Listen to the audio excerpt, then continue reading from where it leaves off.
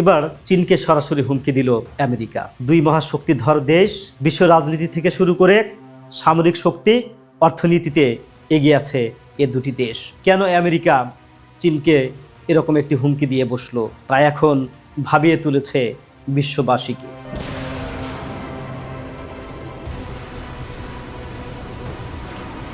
United states বনাম China, এটা শুধু দুই দেশের বিরোধ না, এটা বিশ্ব নেতৃত্বের একটি প্রতিযোগিতা। ইরান দীর্ঘদিন ধরে মার্কিন নিষেধাজ্ঞার অধীনে, কিন্তু চীন গোপনে বা আংশিকভাবে ইরান থেকে তেল কিনে নিচ্ছে। এতে ইরান অর্থনৈতিকভাবে টিকে থাকে আর আমেরিকার নিষেধাজ্ঞা দুর্বল হয়ে পড়ে। তাই আমেরিকা বলছে তেল নিলে শাস্তি পাবে। এই বক্তব্যের দ্বারা আমেরিকা চীনকে অর্থনৈতিক চাপে ফেলতে চাচ্ছে।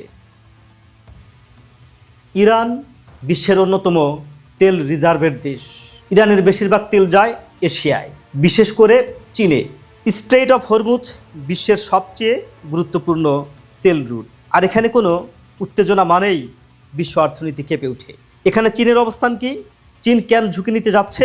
চীনের রয়েছে বিশাল এক অর্থনীতি, যেখানে প্রচুর জ্বালানি দরকার, আর এই জ্বালানির জন্য সস্তা তেল ইরান থেকে পাওয়া যায়। তাছাড়া আমেরিকার আধিপত্য কমাতে চায় চীন ইরান, সেজন্য তারা ডলার সিস্টেম এড়াতে বিকল্প পথ তৈরি করছে। চীনের কৌশল হচ্ছে চুপচাপ নিয়ম ভাঙো, কিন্তু সরাসরি সংঘাতে যেও না। আর আমেরিকা কি চায়? ইরানকে চাপের মধ্যে রাখা, মধ্যপ্রাচ্যে নিজের প্রভাব বজায় রাখা, আর চীনকে শক্তি যোগান বন্ধ করা। তাই তারা নতুন নিষেধাজ্ঞা নিয়ে আসতে চায় চীনের উপর। তারা অস্ত্র ছাড়াই এবারের যুদ্ধটা করতে চায় চীনের সাথে, আর এটি হচ্ছে ইকোনমিক ওয়ারফেয়ার, অর্থনৈতিক যুদ্ধ।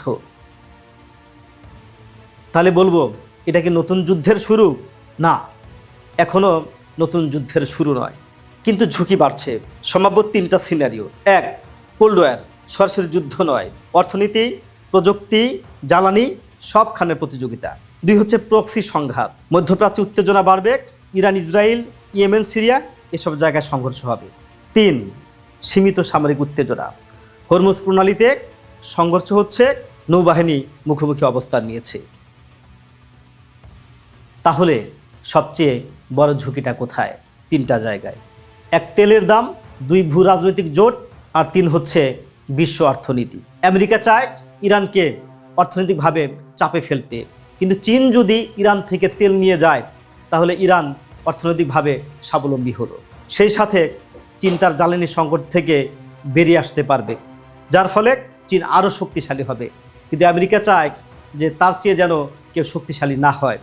সে কারণে চীন যখন ইরান থেকে তেল কিনছে, চীনের উপর অবরোধ দিতে যাচ্ছে এই মার্কিনিরা। শেষ পর্যন্ত এই মার্কিন অবরোধ টিকে কিনা সেটি এখন দেখার বিষয়, কারণ চীনকে আঘাত করলে চীন ছেড়ে দেওয়ার পাত্র নয়।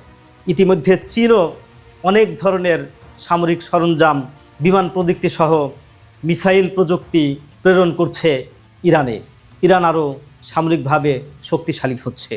যুদ্ধ পরিস্থিতি কোন দিকে গড়ায় সেটি এখন সকলের ভাবনার বিষয়।